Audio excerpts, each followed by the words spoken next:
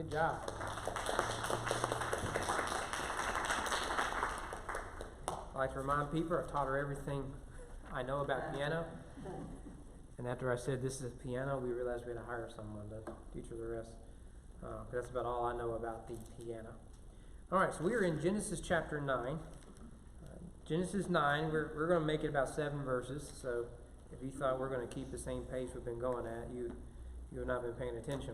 But there is a lot here, so I feel like I should go ahead and apologize.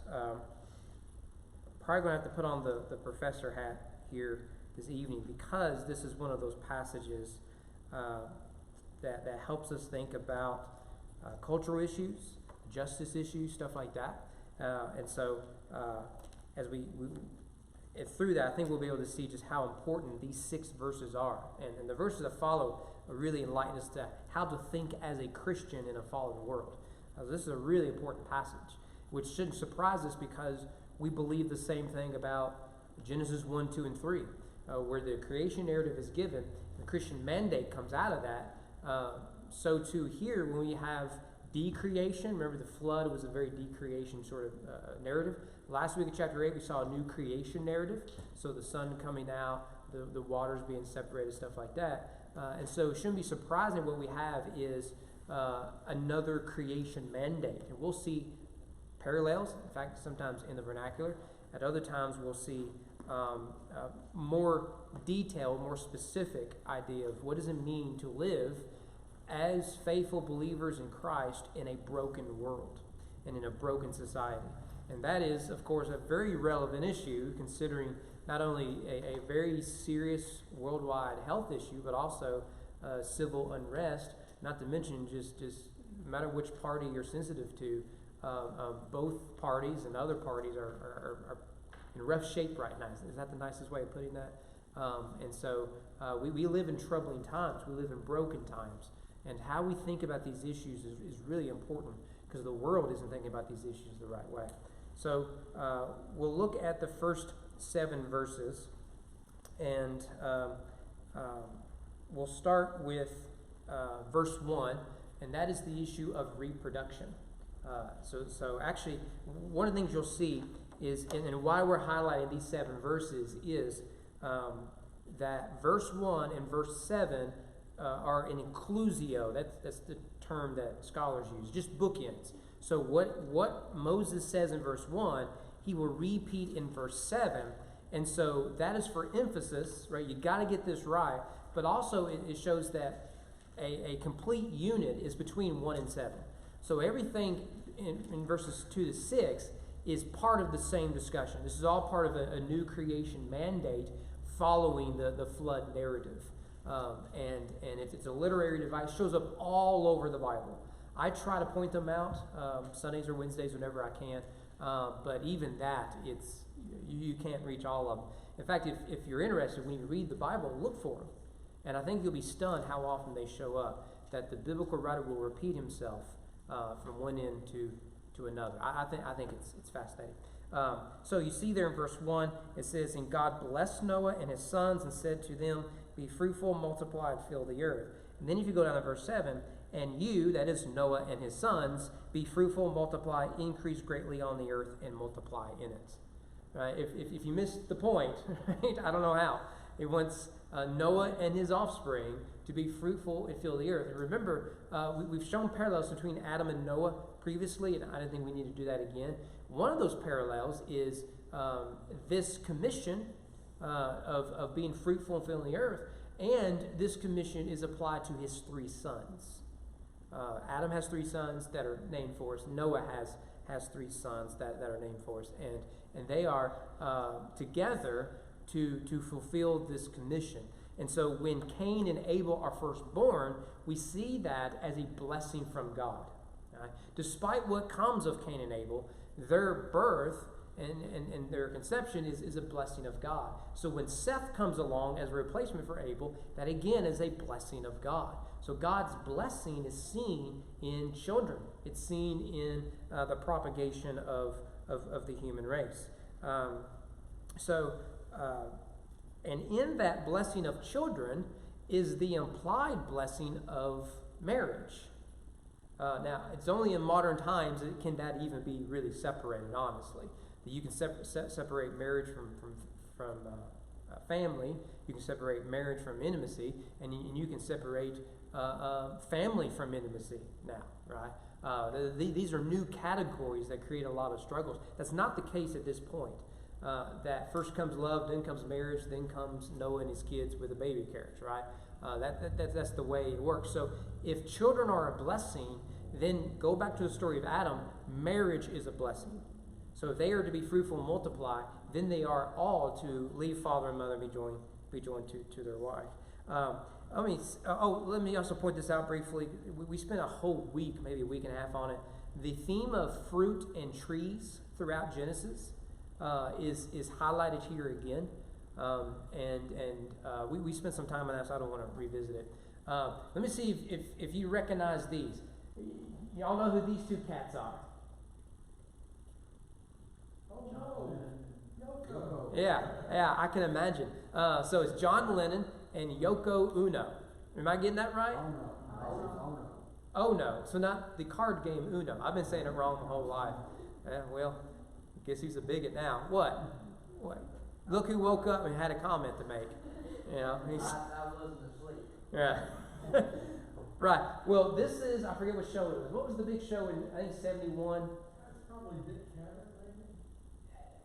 That's why I don't know. Johnny Carson went around 71, was he? He's the 80s? Well, I know Johnny Carson was listening at the time, but Johnny Okay. existed. Okay, so you're probably right. It was on one of those. That looks like the same outfit he was wearing in Forrest Gump when they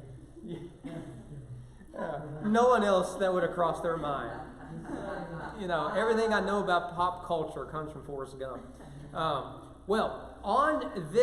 In this interview, this picture is taken. It's actually a screen grab, of course, from the interview. Your boy John and Yoko are on there to warn the world of what this book is all about. Anyone remember this book? Remember, Danny? I read it in college. I bet you did. You remember the premise of the book? I had this book and I thought, I'm never going to read this dumb thing. There's just too many of us. There's too many people. So the population bomb is, this cat is looking at demographics. And he says, look, if at the rate things are going, we're all going to suffer greatly. The theory is pretty straightforward, that there's a limited amount of resources. And if there's too many people, you're going to have mass starvation, poverty, war, everything like that. So if you have a nation or a tribe or a village or whatever that their crops didn't come in this year, but the neighbor or the village next door, their crops did come in, guess what's going to happen? You can either starve or you can fight and kill. Either way, you can die in battle and save your family, or you can all die at home, right? This is the age-old struggle throughout the history of the world, right? Every conspiracy or every war has the conspiracy of the 20th century that's all about war, right? The reason H.W. went to Iraq didn't have nothing to do with Kuwait, had to do with war, right? The reason W went back into Iraq. Of course, the problem with that is the prices always went up. But nevertheless, right? And it's the same sort of concept is look, if oil is what's going to make the world go around, the economy function, then if you don't have it, you got to go fight for it. Stuff like that. It may be why what's his face in Russia went to Ukraine a few years ago, within the last 5 years, stuff like that. Well, that's the premise. That if you have too many people, we're all going to suffer and die, right? It's the population explosion. Now, is he right? Historically, did his predictions prove right? Does anyone know? He's probably got something in there about the year 2000 or something like that. Yeah, he's going to say, don't worry, in the year, this is the appendix that he came out later, in year 2020, pandemic's going to get us. Here's the thing. In terms of his numbers, they're not exact. You can't predict birth rates, frankly. You just can't. You can follow trends, you can't predict birth rates. But in terms of the increase of population, he is right. The population, this was written, I think, in 1971. The population now has really exploded, right? And we're anticipating, are we over 7 billion now? So we're anticipating 8-9 billion within the next decade or so. But with that said, have resources diminished, Or are we better off now in terms of economically access to food and water, all that sort of stuff? We're better off now than we were in 1971. We're better.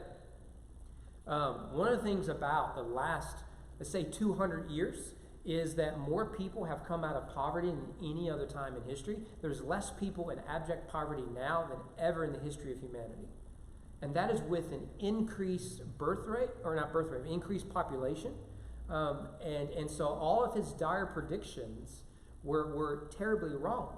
But the problem with predictions like this is, what are the solutions to it? Can you think of any nation, let's think of a large, influential nation that took this theory and feared overpopulation of its own nation, let alone the world, and instituted draconian and really, I think, evil policies? Can you think of one?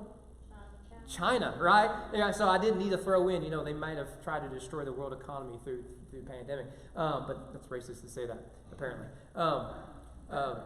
China's one-child policy is because of this right here. The fear is that China has too many. They can't take care of them all, because if you're a communist, you never can take care of everybody, right? But they have somewhat of a capitalist system. It's kind of bizarre. They believe in capitalism, but, you're not allowed to say that or we'll kill you. So it's kind of weird. But their one-child policy is evil thing. And what happens is that when a society is built on male headship and heirs, right? So you want to pass your property and everything to men. You can only have one child. Guess which child you prefer to have? Men. And I don't care how egalitarian and feminist you are, you would do the same thing, right?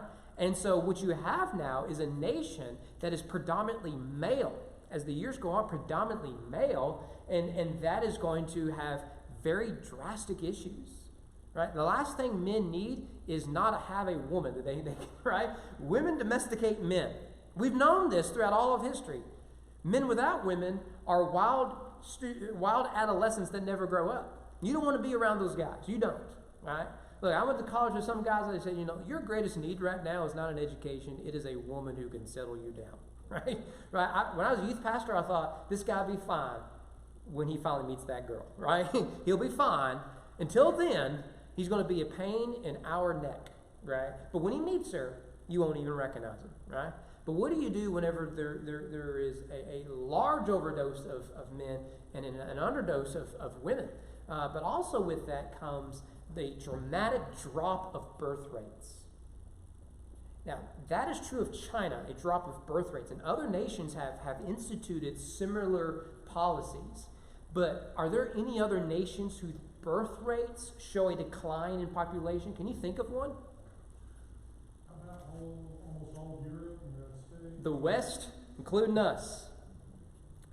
How many of you all are worried about your pension? All of us, right? Unless you're a preacher and you're not going to get diddly, honestly. One of the reasons that the pension crisis is the problem, there's two big reasons. One, government is incompetent with your money. Why would you give it to them in the first place? Did you hear me, Franklin Delano Roosevelt? You're wrong. Secondly, I'm a libertarian. Just forgive me. You can disagree with me and you can be wrong. The second problem is birth rates. Social Security was based on the idea that for each retiree, you've got like 10 or 20 people working for them. Well, now you don't have that. Because in the 1940s, you didn't live to be 100 years old. That was really unfathomable at the time. The average person died 65, 70 years old. So if you retired at age 60, you're going to be receiving a pension check for 5 to 10 years. Well, what if that was the case now? Isn't this why people are wanting to increase the retirement age? Because if you're retired for 30 years, you're collecting money you're no longer working for. I'm not against that. I'm just telling you the problem we have. Then you add to the problem that there's a decreased birth rate. I'm willing to bet your grandmother was one of 15 kids. You are not. I'm one of 3. Which puts my parents high on the birth rate level. My wife and I have 2. We are right about the birth rate level. Tell you what, go to a major metropolitan area. Seattle, San Francisco, LA, New York, Miami, Chicago, Cincinnati, maybe even Louisville. And I want you to take your 5 kids, and they all got to look like you. They all got to share your last name. Just play pretend. But have everyone convinced that you are raising 5 biological children, and what are the looks people give you? I got a friend, I'm going to do the long announcement. There's 6 now? Is it 3 boys, 3 girls? They live in the Detroit area. And it is pretty regular. People think that, like, we haven't figured out what is causing this. I mean, the looks we get. Now, why are we so concerned about large families? The population bomb is a myth that is still populated today. And also because, you know it, our best friend, global warming. Climate change, sorry. Got to get the hashtag right. So, because, wasn't so hot, hurricanes dropped, so you can't use global warming, so you have to politicize climate change, which is more ambiguous because we're making it up as we go. Your weatherman can't get this evening's weather right, but we can predict it in 50 years. But nevertheless, so if humans are destroying the planet, the answer is less humans, without ever considering the economic collapse that creates. So, this is a huge problem. And what's the Bible's answer to it? Have children. They're a blessing. Technology is the main reason why increased population has not resulted in an increased suffering. We can get more out of an acre of farm now than we could 100 years ago. And that one farmer can run a larger farm now than he could 100 years ago. You go out to Kansas, you've seen them tractors? It's incredible. How much one dude listened to his favorite podcast or his Johnny Cash album, just feeding the world, just going at it. Watering everything, planting everything. It really is incredible. I've set tobacco, particularly when I was growing up, and we would do a whole field in no time, just sitting there, boom, boom, boom, boom, right? Everything. You go to the store, there's tobacco, basically, right? And one of the guys I worked for, they actually grew it, and you put it in the setter. It just does it all for you, right? And if you're on the farmer's bad list, you follow the setter, right? You've got the bad job. Everything else, you're just sitting down there in the heat talking, and just doing that. You do a whole field. How long would that have taken with a donkey? Significant longer, right? So the fears of the population bomb were proven to be false. And what came out of that was a secularism that doesn't believe in large families. And let's be honest, it's crept into the church. I've done a lot of premarital counseling. Here's a battle I have to fight with them. Not because of them, but because of their families. Do not prioritize money over your marriage. Do not prioritize career over children. Because what do? Parents send their kids off to school, whatever, and they think, honey, the main thing is postpone marriage. Make sure you got that good job. Get your degree, get the job, make sure you got everything figured out, then get married, then have kids. Let me tell you, all right? How many of you all had it all figured out when you got married? I believe that's a goose egg, right? None of us did. How many of you all were dirt poor and you had never written a check in your life when you got married? Probably all of us, right? And man and I got married, we realized, oh no, we've got to cook our own meals now, right? I mean, we could cook spaghetti and brownies, right? We didn't own a cookbook, right? I mean, literally everything we brought into our little small apartment was given to us. Either we brought it in, right? That's my OTV from high school. Or wedding showers, right? Our mattress, which we just changed, I begged her, man, we got to change it. She said, no, I'm just kidding. But that mattress was given to us that we just changed. Been married 14 years. Right? I have no idea how old that thing was. I think Abraham Lincoln slept in it before he left Kentucky, and everything was given to us. Did we survive? Yeah. It is now you're criticized if you say, well, where are you going to live off of? Love? Yeah. Whether you're rich or poor, that's what you're going to live off of, isn't it? It's probably why you're getting married. All right, but this has crept into the church. And as a result, you have dropping birth rates that will be a major problem. You think it's bad now, it's going to be a real problem a few decades down the road. I'm assuming Social Security is not going to be there for me, especially considering we already have, $25 trillion deficit, and it's just going to get worse over the next 12 months. And no Democrat, Republican is going to fix that. It will bust. And we'll see economic depression like we've never seen before in our lives. Now, one of the main things we've seen sociologists have seen is there is a correlation between faith and population. So if you take the Muslim faith, for example, Muslims do not proselytize. They don't go door to door with their tracts and say, would you come and go with me to the mosque? Right? That's not what Muslims do. Muslims mainly do one thing. They have large families. By the way, this is why I think the Amish are going to win in the end. Because when Jedediah has 15 kids, they eventually outgrow Pennsylvania, and now they're in Ohio and in Kentucky. And I mean, there was a large number of Mennonites in Breckinridge County, and they were everywhere, right? And they would pay you to give them rides to Owensboro, and you can make a killing doing it, right? It was incredible. I mean, I'm guessing the amount of money they have to spend in general is pretty low because they raise their own food, they build their own buildings, they cut their own trees, right, all that, and no Netflix, so they're not wasting any money there. But there is a correlation between faith and birth rates. Where you have a community where faith is very predominant, birth rates are higher. Where very secular communities, cities in particular, birth rates are very low. In fact, you go to San Francisco, you can go to Seattle, other places, there are more dogs as pets than there are children in the city. That's a problem. I love my dog. I don't care about your dog. I love my dog. I don't love him that much. Right? My children are better. I was listening to a podcast the other day, and they were talking about how my children talking about their 3 dogs. Right? How common has that become? Right? All of that is springing from this sort of mentality. We spent more time on that than I intended to. But the Bible also, this may be interesting. You know that there's a lot of flood narratives in the ancient Near Eastern culture, right? There's tons. Gilgamesh we talked about, but there's others. One common theme in some of them, not all of them, but in some of them was the reason the gods sent the deluge upon the earth or upon the community, whatever, was because of overpopulation. They feared the numbers of humans, and so they wiped them out, which is interesting because that's what we're trying to do today.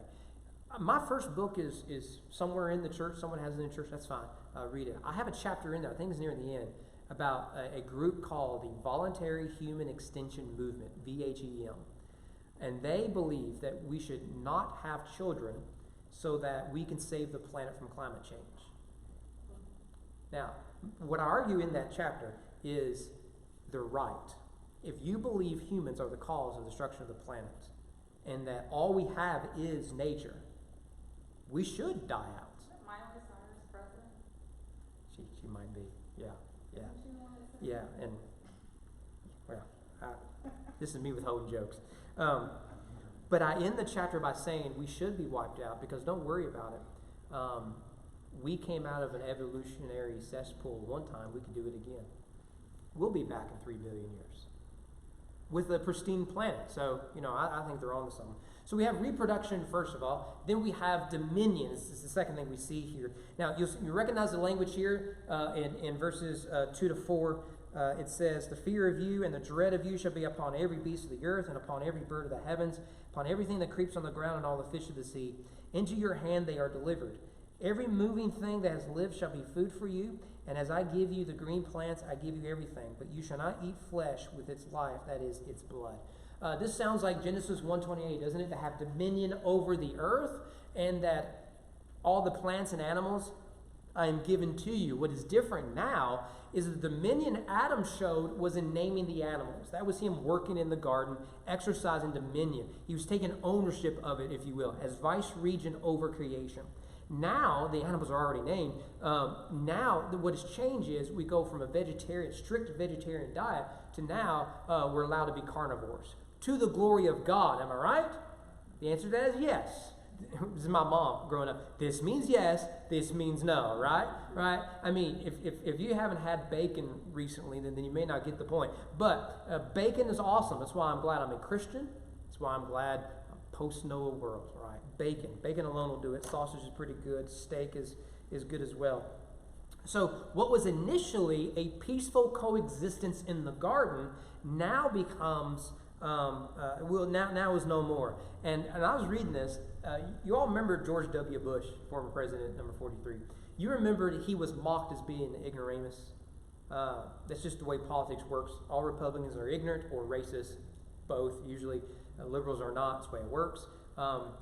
Liberals hate America. They're dumb, whatever. So I had a calendar that my brother gave me. It was a daily calendar of Bushisms. Now, you can do the same thing with Obama-isms, and every day is a Trumpism. Let's just be honest, right? My favorite Trumpism, by the way, is, quote, "I know words," end quote. Love that. I just love that. Man, that'll preach. Anyways, this is my favorite Bushism. "I know the human being and fish can coexist peacefully." Said it in the year 2000, right after 9/11. Now the context by which he said that is he was attempting to reassure business community he does not support tearing down dams to protect endangered fish species. Right? Isn't that a problem with like the EPA? It affects economies by saying, oh, there's a bug in that pond, you can't destroy the pond. Well, that was the problem in 2000, right? This is stuff we were talking about back then. Don't you miss these days? I believe that man and fish can coexist peacefully. Well, in the post-flood world, the application of dominion is very specific. In ruling over the animals, they are to fear humans. There's some debate as to the extent of what that word fear and terror means. You'll notice the words used, fear and terror, are really used throughout this.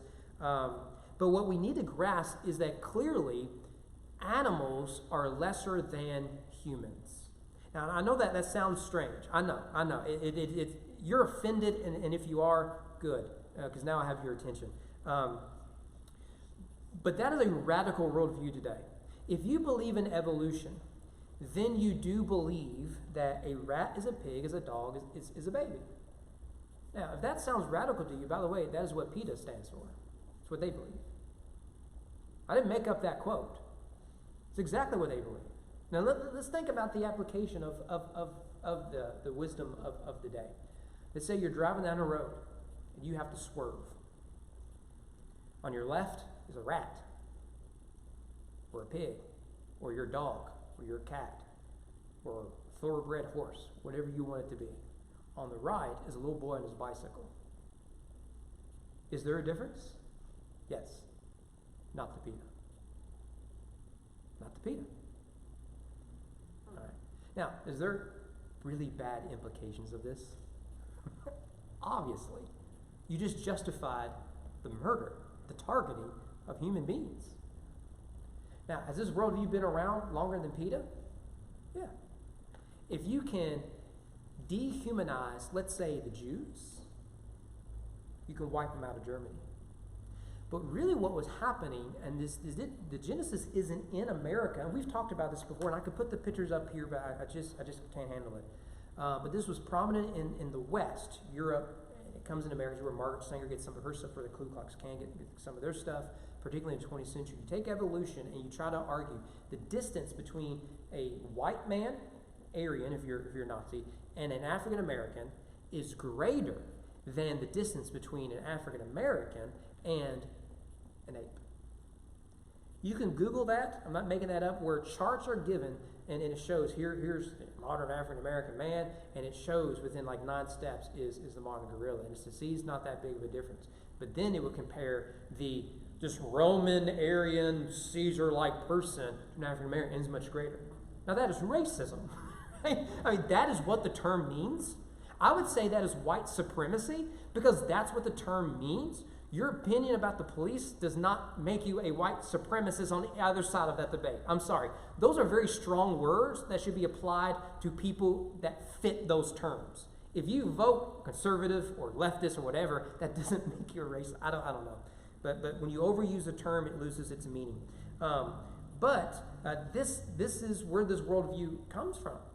Evolution will always feed racism. It will always feed racism. It always has fed racism, because it's based on the premise there are some who are more highly evolved than others. It's not that complicated. And when white Westerners are flying in planes and Africans are throwing spears you can assume because we're all self-interested, selfish people, we're better than they. We're more evolved than they. That's nonsense. But you can see here, there is a difference between the animal kingdom and the man kingdom. In fact, go down to verse 9. We'll look at this next week. Notice what God actually says here. Behold, I establish my covenant with you and your offspring after you. And, that word and is important here. Who else is he establishing a covenant with? Every living creature. Striking, isn't it? There is distinction, right? The animals are lesser than humans, and thus humans are to exercise dominion over animals. At the same time, this is not a license for abuse. God has made a covenant with every human and their offspring and every living creature. There is a role that the animal kingdom plays in God's good creation. Part of that is, I like to have steak at Cattleman's every once in a while. But it does not mean complete abuse of animal kingdom. Because God has made a covenant there. Now, this language in verse 10 is particularly unique with the other covenants in the Bible, but it's very clear what is being said and applied there. Right, this is important. We might not even get through all this. When I was in seminary, I did a lot of bioethics study, and there's a guy whose name kept coming up, who at the time was very extreme, but was probably the most influential ethicist, secular ethicist of the day. And you can see his work in a lot of ways. His name is Peter Singer. He wrote a book called Practical Ethics. I want to read part of it to you. In this case, a human being was kept alive. I think he's talking about someone in a coma or someone with Down syndrome. I can't remember. Against the wishes of her mother, and at a cost of thousands of dollars. I think this is an end-of-life issue. Despite the fact that she would never be able to live an independent life or to think and talk as normal humans do. Contrast this with the casual way in which we take the lives of stray dogs, experimental monkeys, and beef cattle. What justifies the difference? Now, if you've been following the debates long enough, you know that the end-of-life issues are a big debate. So if someone wants to go ahead and die, they've got cancer or they're depressed, because that is where it's headed in the West, those who have adopted assisted suicide laws, then you should let them. It's the Death with Dignity Act. Perhaps you've heard the language. And what comes out of that is that if you have a suffering horse who broke its leg at the Kentucky Derby, this happened a few years ago, the Kentucky Derby, you execute the horse right there because the horse is never going to recover from that, really, right? And if it does, it's at a cost that isn't really worth it. Now, if we do that to prized, thoroughbred racing horses here in Kentucky, why not grandmother? I'll tell you why. Because they're not the same. A pig is not a cow, is not a rat, is not a boy. Now, let's do that at the beginning of life. Because that's exactly where Singer goes with this logic. If you have a child born with trisomy 13, Man and I have a friend from when we lived in Louisville that they discovered on ultrasound and later testing that they had a child with trisomy 13, likely would either suffer from it the rest of their life and be a short-lived life, or would die shortly after birth, may even die in the womb. What was the number one recommendation they were given by doctors, family, and everyone else? That is to kill the baby. And I think it's Iceland. They've nearly eradicated Down syndrome from the nation, not because of scientific discoveries or technology, but because of abortion. Would you, if you had a cow like that, let it keep living? No. Why do we do humans? If there is not a distinction, what you will find is the dehumanization of humans. This is what evolution does, because it's rooted in the belief we share common ancestry with every other animal. All we are is stardust and bacteria highly evolved. That's all we are. We're nothing else. In fact, Singer actually used this quote, "Are we turning persons," this is pigs, into bacon? He believes that some animals should be considered non-human persons, is a category he has. There are human non-persons, people with Down syndrome and others, and then there are non-human persons. To him, a pig is a non-human person. Are we turning persons into bacon? No. I can answer that pretty quickly. You don't need degrees to figure that one out. But bacon is delicious. But you see that God makes us carnivores, and we may have to skip through some of this. This gets modified a little bit by the Mosaic law. Animals like pigs are off limits, but the Jewish people are still meat eaters. Jesus eats fish before and after his resurrection to the glory of God. He is God. But upon the resurrection of Christ, in fact, there's hints of this in the Gospels. Mark makes this very clear. Jesus makes all animals clean, right? Because we no longer live under the law. Now that Christ has been revealed and he's finished his work, we live under an age of grace. So that means you and I should enjoy our bacon. Now we learn in Acts and later in the epistles, don't abuse that, right? If you have someone who's a weaker brother or sister who is uncomfortable with that, then don't do it. If you have a vegetarian friend who really believes that you're destroying the animal kingdom or whatever, then you tap them on the head, love them to the glory of God, and get you a salad without the bacon bits. It ain't going to kill you, right? Fries are delicious too, people. And guess what? It'll kill you just as fast as that medium rare steak, right? Right? So just nothing worth really fighting over. There is one restriction here in verse 4. It has to deal with blood. It says, you shall not eat flesh with its life, that is, its blood. And the expectation here is that before you eat an animal, you will slaughter it and drain the blood from it. Remember that, first of all, this is the basis of the dietary laws laid out in Leviticus and Deuteronomy. So Leviticus 7 will say the same thing. You shall not eat no blood, whatever, whether fowl or animal in any dwelling place. Whoever eats any blood, that person shall be cut off from his people. Now, this does not mean you cannot eat that medium rare steak. I grew up in a medium rare family. Have I told this story about mine and Amanda's first time she ever met my dad? Mom wasn't there. It's supposed to be a guy's night out. I think I've told this. It's supposed to be a guy's night out, so Dad wanted to eat steak, potatoes, and watch Gladiator. Right? Not just eat steak, we're going to grill out steak because we're men. Right? That is a good night out with the dudes, ain't it? And father and son, right? So I asked, because I'm a 16-year-old boy in love, can I bring my girl? I said, I don't care. We're going to have steak, potatoes, and Gladiator, right? She can't handle it. You need to find you a better girl, right? And so I was really worried about the movie.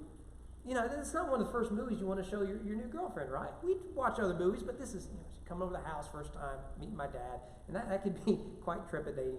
So I thought, she'll hate the movie, she'll love the steak. Dad makes the best steaks in the world. When he grills them, oh, man, it just make you want to smack your mama. Well, Dad made him medium rare because the Bible says it's okay, thanks to Jesus. And, man, it was so good. It wasn't until months later, Amanda finally got the courage to tell me. She hated the steak because she thinks steak should be like thinner than paper and burnt. She loved the movie. Let me tell you, to this day, my dad, when he fixes steaks, he can't figure her out. He will put her steak on like a half hour before everyone else's, right? I mean, Dad could like put a steak on there, count the 10. Flip it, count the 10. All right, give it to me. Right? That's that kind of dad. That's more raw. But we just can't get. And I keep telling Dad, stop buying the thick steaks. Buy the cheapest steaks you can find that's really thin. Put them on there longer than everyone else's. She'll be fine. Right? But that's just unbiblical to my father. But one of the things we need to realize when it comes to this injunction is that in the Jewish mind, blood is the source of life and the means by which life is perpetuated. There's also, I think, an atonement reference here. Blood becomes a sort of a sacred idea in the Jewish worldview because it's by blood, not only does it represent life, but it also represents atonement. So it's important that blood covers the altar because blood is a picture of the fall and it becomes the means of expiation and propitiation. So I think we're getting a hint of that here. I don't really know, but there may be one other idea going on here. In the ancient Near Eastern culture, you can still find some third world cultures today where consuming blood was a ritualistic practice. And this here says none of that. We are not going to participate in that. One last thing, and then we'll be done. That is justice, verses 5 and 6. Are you surprised how much is here? Right? This is a very important passage for understanding the Christian worldview. So when I talk ethics, we would look at this passage quite a bit. So verses 5 and 6. It says, for your lifeblood I will require reckoning from every beast. I will require it from man. From his fellow man I will require reckoning for the life of man. Whoever sheds the blood of man, by man his blood shall be shed. For God made man in his own image. So, although mankind is encouraged to eat meat, this is not a license of abuse of any kind, especially toward fellow humans. Why? Made in the image of God. It's the end of verse 6, which takes you all the way back to creation. So verse 5. Well, God recognizes the post-flood world will be a world of violence. And that means that man will abuse man. And man will abuse animals. And animals are going to abuse men. Right? And so what you have is, although God has wiped out, the line of Cain, essentially, you're still going to have violence. Why? Chapter 8, every intention of man's heart is evil continually. And that applies to the line of Seth as much as it is the line of Cain. And since God isn't going to wipe everyone out like this again to reset, then that means the world is going to be full of violence and abuse. There's going to be a lot of victims because of this. And that has been the history of the world. And that's the world we live in today. In fact, notice the word hand is used 3 times in verse 5. That's for emphasis. And it's there because it shows you that justice is a very important issue in the Bible. Justice is, in a broad sense, a gospel issue. That's why we speak of justification in Christian theology. So we'll look at this in 2 categories to help us with it. First of all is animal on animal violence. I think it's supposed to be animal on human violence, but oh well. To this day, if there was an animal that mauled a little girl, what would be done to that animal? You won't put it down. He probably lost. Yeah, he's just a poor boy, and this needs to learn conflict resolution. But I would say most animal rights people would likely say, look, this animal's got issues. Putting it down may be the best option here. Now, not the extreme ones, obviously, but I think most would say that. There's a great scene, it's an important scene in To Kill a Mockingbird, where Atticus Finch shoots the rabid dog from a distance. You remember, he's the only one in town. He's got the best shot. And you remember that his kids are surprised to learn that Atticus Finch was such a good shot, right? Because they weren't allowed to have a gun and to shoot it in town, right? Well, that rabid dog, the only solution people agree on is to put it down. Right? We get this, right? Well, that's a biblical mandate, right? This is not something that we figured out over centuries of evolution. Exodus 21, when an ox gores a man or a woman to death, the ox shall be stoned and his flesh shall not be eaten, but the owner of the ox shall not be liable. Now, the owner becomes liable if he disregards this commandment and the ox does it a second time. That's different. Right? And that's one of the problems is you cannot domesticate animals, right? People who have pets. My dog is going to bark no matter how loud I scream at it, because that's what dogs do. Right? And you can have a snake in your house, but it's going to function as a snake. You can have a cat, and look, cats are conniving, evil creatures, and no matter how much love you show that cat, it's going to act like that. It thinks it's still in Egypt, for goodness sakes. Right? I mean, this is reality. The only difference between a tiger and Fluffy is size. I just blew your mind there because it's true.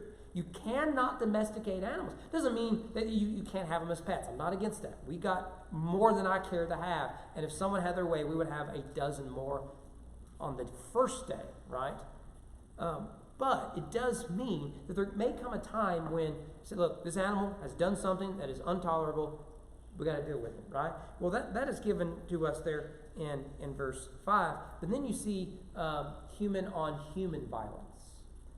And that is portrayed in verse 5 and verse 6. In fact, it says at the end of verse 5, from his fellow man, I will require a reckoning for the life of man.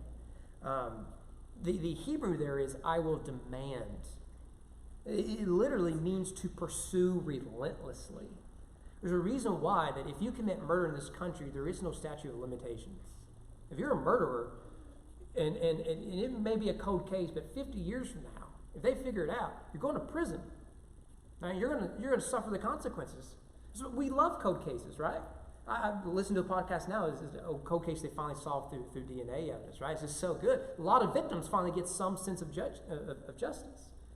Right? God will pursue relentlessly. Remember, the first hint of justice we get is in chapter 4, that the blood of Abel, there's that word blood again, the blood of Abel cries out from the grave.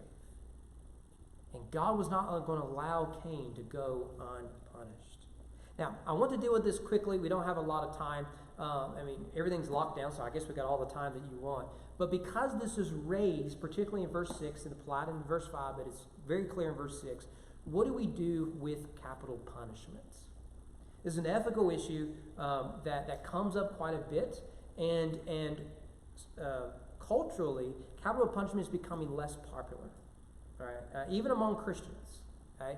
And one of the reasons is because should we execute at all if there is even a chance we may execute someone who is innocent? Right? And I think that's a good question to ask. I support policies that say without DNA evidence you can't do right. I support all that sort of stuff because I do think it's a real challenge. One of the things that I don't think people are discussing is Netflix and other streaming services like that. Almost all of their true crime documentaries are about the incompetence of police and the incarceration of innocent people. Almost all of them are. I grew up where all the shows like that, true crime shows, about the cops are the good guys and they go get the bad guys. Right? Both are true. I don't know why we have to err on one. I don't know why. It's all about an error. So what does the Bible say about capital punishment? Well, first of all, when it comes to creation, our creation narrative is you take the image of God language, which is there in verse 6. How do we apply that to the issue of justice? Well, I want to show you this. Verse 6, the way it's written, it's chiastic. Notice, whoever sheds the blood of man is reversed. By man shall his blood be shed. That's just good writing. I have nothing else to add to that other than that's good writing. And this will show up all over the Bible, like in the Proverbs and stuff, all over the Bible. It's good poetry. That's why your Bible probably has it down as a poetic verse, because it is poetry. So, two areas. First, we believe in the sanctity of the victim, don't we? Yeah. They've been robbed. They've been abused. They've been victimized. They're made in the image of God. And this is not right. And we need to set it right to the best of our ability. We know that there's no ultimate justice on this earth, but we do believe in some justice. And so, victims of a crime, victims of abuse, we care about them. We want to minister to them. We want to love to them. At the same time, we do not deny the sanctity of the victimizer, the sanctity of the criminal, the sanctity of the accused. That is why when you arrest someone of a crime, they are not guilty until proven guilty in the court of law. And that's why we say someone is alleged to have done X, Y, or Z. You can have video, audio, blood, DNA, witness, all of that. And they can say, I am guilty. But until it is official by the state, they are the alleged criminal, the alleged murderer, the alleged robber, the alleged counterfeit, the alleged whatever, right? This is important. Why? Because we believe in the sanctity of everyone involved. By the way, this is why we believe in church discipline, isn't it? Let's say we have someone in our church, a couple, and one of them is being abused. If nothing is done regarding the abuser, have we robbed the abused of their sanctity? Yeah, we have. At the same time, without doing anything as a matter of justice and righteousness towards the abuser, are we not robbing them of their sanctity? Yeah. You're better than this. God has made you for more than this.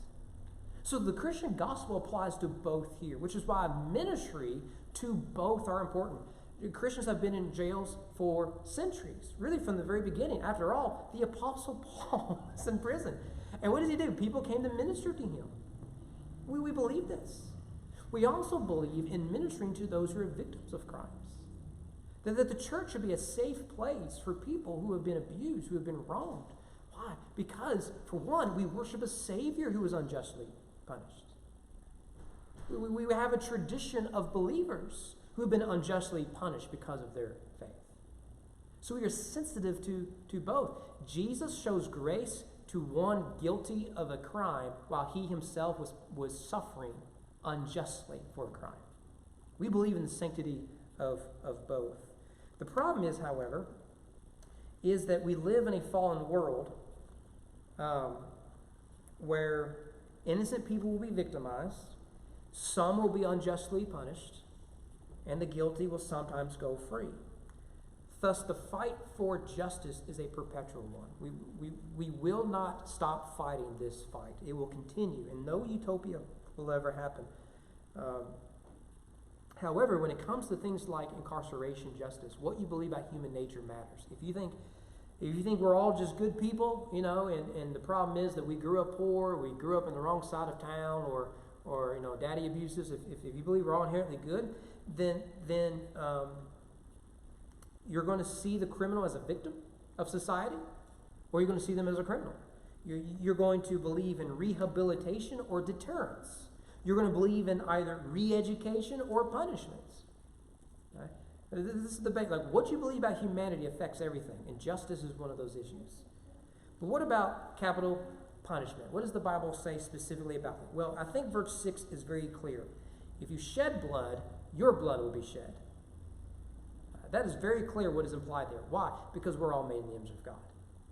So it's a very serious crime. But what about outside of this? Well, one would be Leviticus 24, whoever takes a human life shall surely be put to death. All right. Now, I realize in Mosaic law, you can be put to death for adultery, witchcraft. I don't know, betting on the Reds that they're going to win the World Series when everyone knows that they're not. I don't know what else, right? There's a lot of reasons why you'd be executed in the Mosaic law. But one of those, and the main one, is going to be murder. All right? But it isn't just an Old Testament law. Another passage important here is Romans 13. If you do what is evil, be afraid, for it, that is the state, Caesar, does not bear the sword for nothing. It is a minister of God, an avenger who brings wrath on the one who practices evil. Now, what does he mean by the sword? Well, I think there's biblical evidence for implying that the sword means capital punishment. Because in Acts, James is executed by beheading under Herod. Someone correct me. Danny, you taught Acts for 40 years. Is it James, I think? It says that Herod, executed him by the sword. I think it's very clear that this means capital punishment. And so Paul is saying, remember, Paul will be executed himself. Okay? And remember that Jesus was executed himself. In Christianity, the first Christians did not say, look, because you can have Peter and the other boys together, because these were unjust killings, therefore capital punishment should be banned. Christians didn't argue that early church. They just didn't. It would have matter of significance to them, but would have been, if anyone had a reason to complain about this mode of punishment, it would have been them. But they don't do that. Now, what I don't think is this is a matter to fight over. I believe in capital punishment. I believe that we should be careful in using it. I do think it is a deterrence. How you statistically prove that is beyond me, because when someone is executed, you cannot prove that they would have kept killing if they got out, or that other people didn't kill because they were. I just don't know how you can prove that. Because no criminal is going to say, look, I was going to shoot that guy, but then I realized they got that one guy, right? I am doing strange research. You're going to laugh at me, and I think I'll give this and then we'll be done. Because I think it's goofy. I grew up, Mom and Dad told me a story, Mary and I were talking about this Monday, told me a story that the last legal hanging of Owen County was on their property. And they cut the tree down. So growing up, we told everyone the house was haunted. The man who was executed is really mad we cut the tree down. Now he walks, right? And the basement was always creepy, so we would, tell him, show him, the basement is really dark down there and all that. Man didn't go down the basement until like a tornado hit. Congrats. I mean, you just don't go down the basement, right? And it is a creepy place. Well, with COVID, we got a little extra time in our hands. I thought, I'm gonna figure that story out. And I found the story. The guy's name was Richard Shuck. The last legal hanging, there were some illegal hangings, mobs and whatnot, but the last legal hanging in Owen County was on their property. From what I can tell, I don't have an X on a map, but from what I can tell, it was on their property. And he was involved with the local Ku Klux Klan and a band called the Kentucky Marauders. They followed the Kentucky River from Harper's Ferry near the Franklin County line all the way up through Gratz and Lockport. You all probably don't care about any of those names, but they all follow they're also in Pleasureville and other stuff. And like in a 16-year period, they killed like 17 people, right? Well, this guy is executed on Mom and Dad's property for a crime he claims he did not commit. He was found guilty in court of law and all that. But he wrote a confession, why we know so much about this. He wrote a confession called the Confession of Richard Shuck, where he says, look, yeah, I killed these other guys. I didn't kill this guy, right? And you're going to kill me I didn't even kill him, right? Now, there's some really strong circumstantial evidence he did. In fact, he probably killed his wife, probably poisoned her. And the guy supposedly he killed is his wife's father, right? I mean, at some point you're thinking, buddy, it just looks bad. You came back with his pistol. You came back with his counterfeit dollars. You came back wasn't his farm, right? You look sort of guilty, right? But he dies saying, I'm innocent. And they were so convinced that had it not been for the local militia, this is 1877, it's a different world, the crowd that came to witness it probably would have broken him free. However, in his confession, he indicts about 4 other ringleaders of the marauders that no one could figure out who it was. And those guys are almost immediately arrested and sent to the New Castle Jail in Henry County. You can go to the courthouse, and the prison is underneath. It's in the basement. It's the same place. The Owen County Jail is still there. They're not used as a jail anymore. It's a sheriff's office. You'd love to see jail. We're not doing anything tomorrow. You don't care. We'll stay later. As they marched him to his place of execution, Richard Shuck had to sit on the back of a wagon on top of the coffin they were going to bury him in. It's a different world, man. It's just a different world. So those 4 guys he indicts are in Newcastle prison. Eventually, a mob goes to lynch him. And part of the mob goes to the jailer, says, we're going to force you to get these boys out. And he's got the keys. Another part of the mob goes to the local market guy, and they want 100 feet of rope. And he cuts it off, right? The sheriff tries to stop him and Barney Fife, no doubt. And there's like 4 of them, like 200 of them, right? And they say, well, we ain't gonna win this one. Have at it, boys. We don't like them anyways, right? And they hang them. The bridge, I believe, from what I can tell, isn't there anymore. They hang the 4 guys and leave them there, right? Now, if you read the Courier Journal, it is to go back in time. That's why I love history. You go back in time, read the Courier Journal. They cover all this in gory detail. It is really wild. One of the things they talk about after those 4 men are executed, assassinated by the mob, the question becomes, is it right for a mob to do this? And everyone agrees no. Because mob justice isn't justice. Because it is the Christian worldview. You have to take justice out of the hands of the abused and the victims and put into a hand of a third party we call the state. This is why what you'll have is O.J. Simpson against the people or against the state of California. That's a Christian worldview idea. Because when you keep it in the hands of the people who are abused, you no longer have justice. You have perpetual violence that knows no ends. Those who live by the Winchester will die by the Winchester. That's a biblical idea that we have here. And this is why when we see mobs in the streets, property being burned, and people dying as a result of their actions, Christians, even if you support the reason for them, must say, this is not the way justice is done. Because the Bible is very clear on this. So, city of Lockport, they're asked the question, do you think it was the right thing? They said no. But we're not sad to see him go. It is a real mess. But I think they got it mostly right. It's not right for mob justice, as difficult as it may be at times. Well, thank you guys for your patience. Hopefully this is helpful. May not be. I don't know. Probably annoyed the whole time.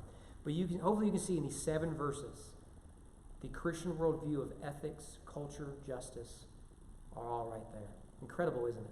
What the Bible really has revealed. And it's an old book and it's still relevant. How about